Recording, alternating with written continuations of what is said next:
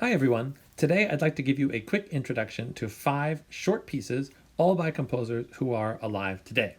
So the first one we're going to look at is by John Adams, probably one of the most celebrated American composers today. He's particularly well known for his operas Nixon in China and Dr. Atomic, and for a ton of orchestral works, and he's just written a bunch of new interesting concertos for people like Yuja Wang and Lila Josefowitz. He just wrote one called Scheherazade 2.0, which is a really amazing response to Rimsky-Korsakov's Scheherazade. But we're going to look at one of his most classic pieces and one of his shortest, called Short Ride in a Fast Machine from 1986. You'll hear how John Adams was very much influenced by the minimalist composers in America in the 60s and 70s, people like Steve Reich, Terry Riley, Philip Glass. But you'll hear that he takes minimalism off in a slightly more complex direction if you listen to some Terry Riley or Philip Glass from the 70s and compare it with this. You'll hear much more kind of intense sense of rhythmic direction and propulsion, and also some more dissonant and crunchy harmonies, particularly in John Adams' later music,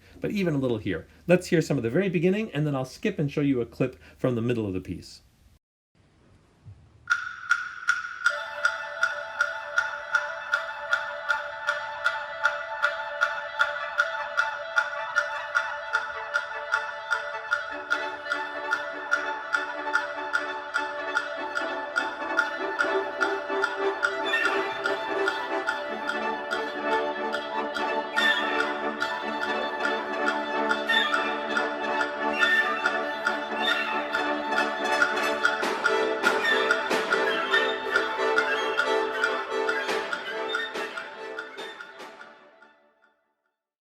I think in a lot of John Adams' music, you can hear influence of pop music, of big band music, of film music, all combined with this kind of modernistic stance and minimalism. It's a really fascinating mixture of stuff. Let's just hear a minute from the central part of this piece.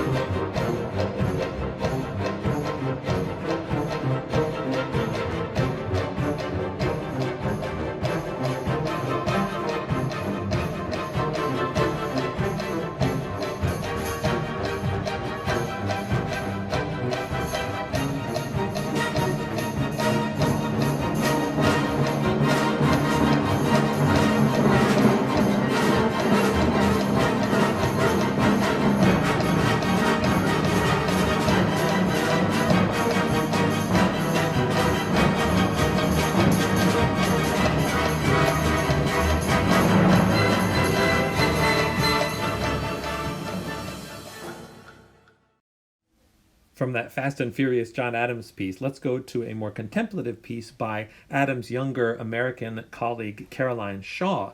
She was awarded the Pulitzer Prize in 2013 for her piece Partita for 8 Voices that she premiered with her group Roomful of Teeth.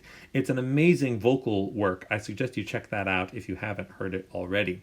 But we're going to look at a string orchestra piece by Caroline Shaw called Entr'acte. It was originally written for string quartet, and then she expanded it. And this piece is a kind of dialogue with a string quartet by Haydn that she'd heard the Brentano quartet play, and she was really intrigued particularly by one moment in the minuet and trio. And so she cast this piece kind of in that same form, ABA, but you'll hear it doesn't sound all that much like Haydn, except there is a dialogue going on between her very distinctive style. She's also a little bit influenced by minimalism, but also you'll hear all kinds of other sounds brought in here and a kind of dialogue with Haydn. Here's a little bit from the middle of the piece.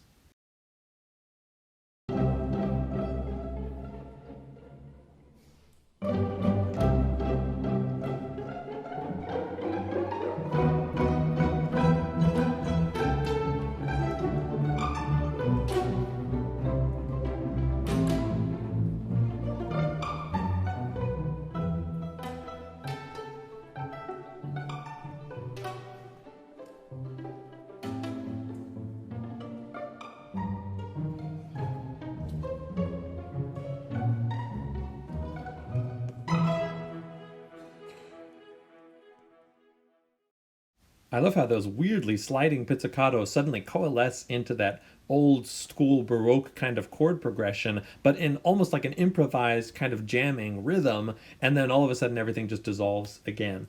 I'll play you just a little bit also from the end of the piece where she's alluding back to these haunting repetitive chords that started it, and they reach a new intensity.